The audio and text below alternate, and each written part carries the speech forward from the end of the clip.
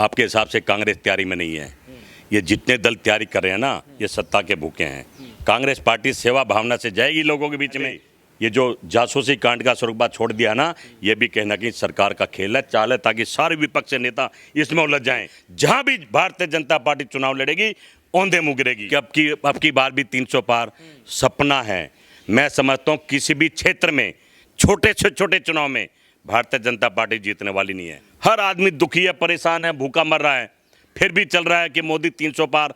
कहाँ से? अब नहीं जीतेंगे। बंगाल के लोगों ने दिखा दिया। और ये छोटा सा भी काम करते हैं तो बड़ा करके दिखाए जाते हैं।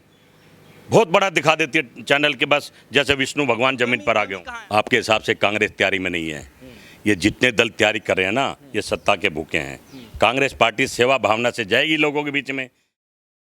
चुनाव को लेकर के विपक्ष पार्टियों की क्या तैयारियां हैं, क्योंकि जिस तरीके से सत्ता पक्ष में बैठे हुए लोग ये कह रहे हैं कि इस बार भी जो है उत्तर प्रदेश चुनाव को लेकर के जो है 300 से ज़्यादा सीटें लेकर के आने वाले हैं, और उसको जवाब देने के लिए जो है विपक्ष के जितने नेता हैं वो क्या तैयारियां रख रहे हैं। तो हमारे साथ इस मुद्दे पर बातचीत करने के लिए पंडित जगदीश शर्मा जी मौजूद हैं। कांग्रेस के बड़े नेता के तौर पर जाने जाते हैं और राहुल प्रियंका गांधी सेना के राष्ट्रीय अध्यक्ष भी हैं। तो इनका जो है इनका राय जो है जानना बड़ा जरूरी हो जाता है कि किस तरीके से पूरे मामले को देखते हैं। थोड़ी सी दूरी पे जो है संसद के लिए जाते हैं आपके बड़े नेता, जो हैं पसीने पसीने हो जाते हैं, तो कैसे, मतलब वो अब फील नहीं हो पाता, फिर कैसे आप लोग जनता से अटैच में रह पाएंगे? देखिए, थोड़ी सी दूरी नहीं है, जंतर मंतर से साइकिल चला कर गए, पैदल भी गए, हर तरह से जैसे राजनीति करनी चाहिए, देश विपक्ष का विरोध करना चाहिए, हम कर रहे हैं, पर हम कहीं दिखाए नहीं जाते। ये एक बड़ी समस्या है।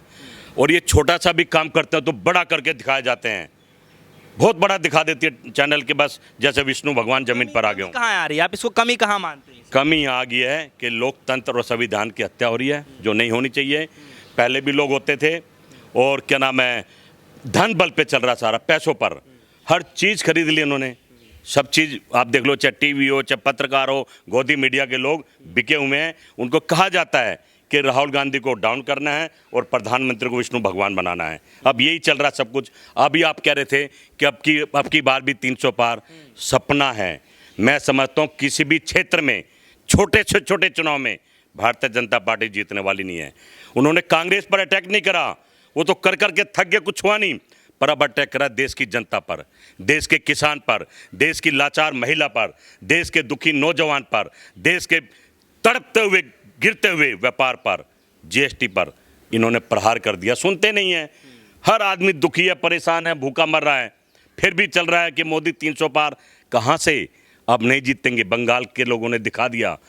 अब ये कहीं चुनाव जीतने वाला नहीं है। जहां भी भारतीय जनता पार्टी चुनाव लड़ेगी, औंधे मुँह गिरेगी। लेकिन जगदीश शर्मा जी, अब सवाल यहाँ पर यह है, जिस तरीके से आप चुनाव की बातचीत कर रहे हैं, तो आप इतना समझ लीजिए कि हम लोग जो है पिछले 1 महीने से जो है करीब 55 से ज़्यादा विधानसभाओं के अंदर हम लोग जा चुके हैं, लोगों से राय ले रहे हैं। जहाँ जहाँ जाते हैं, अगर अच्छी लगती भी है, लोगों की राय अच्छी लगती है, तो हम बनाते भी हैं, लोगों की बातें जो स्पष्ट रूप से कैमरे पे भी रखते हैं। लेकिन सवाल ये है कि आज भी लोग ये कहते हैं कि अगर मोदी और योगी नहीं तो दूसरा चेहरा तो हमें दिख ही नहीं रहा। तो विपक्ष के तौर पर कौन किसको मानते हैं? देखिए, मोदी और योगी तो सत्ता के भूखे हैं। इनको सत्ता चाहिए, देश नहीं चाहिए।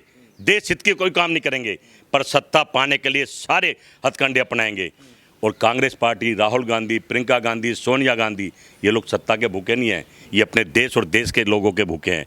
और समय आ रहा है, हर आदमी दबे मन से यही कह रहा है, यार कांग्रेस ही अच्छी थी, कम से कम हम आत्मनिर्भर तो थे, खाना तो खा रहे थे, रोजगार तो कर रहे थे, हॉस्पिटल, ऑक्सीजन, दवाई तो मिल रही। अब ये पार्लियामेंट आप देख रहे इतने दिन से बंद है, ये विपक्ष ने बंद नहीं कर रखा, ये इनकी चाल है। मैंने कहा 1 दिन पहले ये जो जासूसी कांड का सुरगबा छोड़ दिया ना, ये भी कहीं ना कहीं सरकार का खेल है, चाल है, ताकि सारे विपक्ष नेता इसमें उलझ जाएं। मोदी को पार्लियामेंट में घेरे ही नहीं, ना दवाई की बात करना, ना हॉस्पिटल की बात करना, ऑक्सीजन की बात करना, गिरती हुई अर्थव्यवस्था की बात करना, महंगाई की बात करे, किसान मर रहा उसकी बात ना करे, महिला से बलात्कार हो उसकी बात ना करे, प्रधानमंत्री की नाक के नीचे छोटी सी बच्ची के साथ बलात्कार और मार देना। कहीं ना कहीं ये लोग डरे हुए हैं कि इनसे सवाल पूछे जाएंगे, इसलिए जासूस कांड का सुबह छोड़कर सारा विपक्ष उधर दौड़ा दिया है। रही बिल के पास, बिल तो उन्होंने पहले भी पास कर ली थी, अब भी पास कर लेंगे। नहीं, चुनाव में आप लोगों का जो है स्थान कहाँ दिख रहा है ये बताइए, क्योंकि योगी वर्सेस जो है अन्य पार्टियों को देखा जा रहा है, लेकिन कांग्रेस का तो नामो निशान कहीं नजर नहीं आ रहा है। देखिए, कांग्रेस पार्टी का नामो निशान आपको आने वाले समय में नजर जाएगा। हर आदमी कह रहा है कि कम से कम इन्होंने मारा तो नहीं, हम आत्मनिर्भर तो थे, हम अपना जीवन जी तो रहे थे, बच्चे पढ़ तो रहे थे, रोजगार तो थे, भूखे तो नहीं मर रहे थे, कुदरत नाराज तो नहीं थी कहीं ना कहीं आने वाले समय में। और साल 2 साल अभी मोदी जी के चुनाव के हैं, ये देश इतना गरीब हो जाएगा, इतना गिर जाएगा कि यही देश के लोग कहेंगे कांग्रेस लाओ और भारत बचाओ और परिवार बचाओ, यही कहेंगे। चलिए ठीक है, एक सवाल के साथ मैं एक पूछना चाहता हूं कि एक बात बताइए कि यूपी चुनाव की अगर हम बातचीत कर लें तो जैसे विपक्ष की जितनी पार्टियां हैं, चाहे एसपी हो, बसपा हो, जितने लोग हैं वो अपनी तैयारियों में लगे पड़े हैं। उधर भारतीय जनता पार्टी भी दावे जो है हुंकार भर रही है कि 300 सीट से ज़्यादा लेकर आने वाले हैं। लेकिन समस्या यहाँ पर यह है कि जिस तरीके से प्रियंका गांधी वाड्रा जो है बार बार यूपी का दौरा कर रही है, तो इसका कहीं ना कहीं कुछ फर्क पड़ रहा है क्या चुनाव? आपने कहा सभी दल तैयारी में हैं, आपके हिसाब से कांग्रेस तैयारी में नहीं है। ये जितने दल तैयारी कर रहे हैं ना, ये सत्ता के भूखे हैं।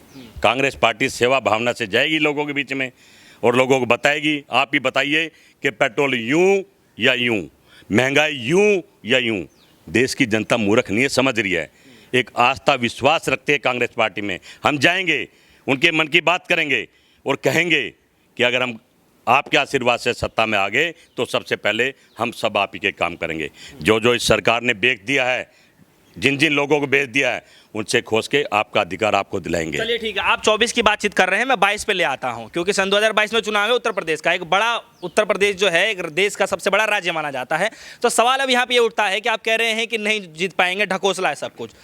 योगी आदित्यनाथ ने जो है कहा है कि 300 से ज़्यादा सीटें लेकर के आने वाले हैं क्योंकि उन्होंने रोजगार पे बातचीत किया है, काम किया है, लोगों को राशन दिया है, उसके बाद जो है महिलाओं को सम्मान दिया है, क्राइम रेट 0 हुआ है, समझ रहे हैं। उसके बाद जो है स्मार्ट सिटी बनाने की जो बातचीत की जा रही 100 से ज़्यादा, वो उसको ले भी जो बहुत चीज़ें की रहे हैं, सड़कें मजबूत किया जा रहा है। तो आप देखिए तमाम जितने मुद्दे थे मैनिफेस्टो को लेकर के लगभग सारे थे काम किए हैं उन्होंने, तो आप कैसे कह सकते हैं काम नहीं? देखिए, आपने कहा कि स्मार्ट सिटी हैं, भारत उत्तर प्रदेश को मजबूत कर रहे हैं, शिक्षा के क्षेत्र में, हर क्षेत्र में ये प्रोपगंडा कर रहे हैं, ये प्रायोजित कार्यक्रम कर रहे हैं। ये सब आप टेलीविजन में देखते होंगे, ऐड में देखते होंगे, मैं भी देख रहा हूँ।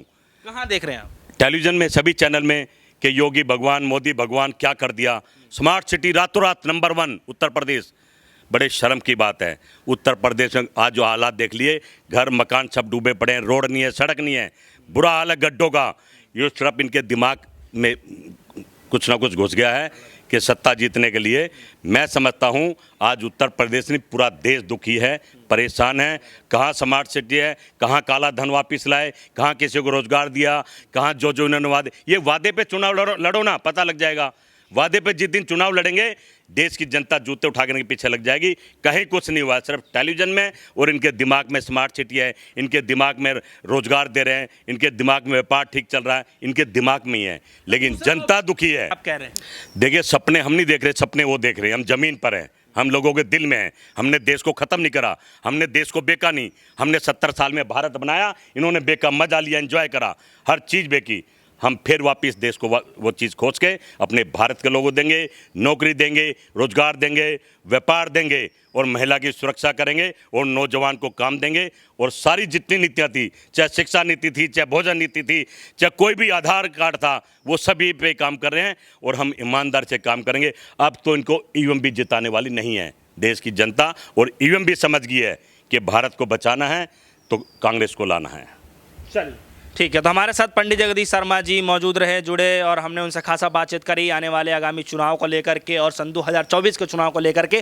क्योंकि बताया जा रहा है कि जिस तरीके से राहुल गांधी जो है अब सड़कों पर जिस तरीके से उतर रहे हैं, प्रदर्शन करते हुए नजर आ रहे हैं, इसका कहीं ना कहीं जो है फायदा कांग्रेस पार्टी को मिलने वाला है और आने वाले सन 2024 के चुनाव में जो है एक बड़ा फायदा दिखता हुआ नजर आ रहा है। फिलहाल के लिए इतना ही, जुड़ रहे हमारे साथ, देखते रहिए डेसो न्यूज़। धन्यवाद।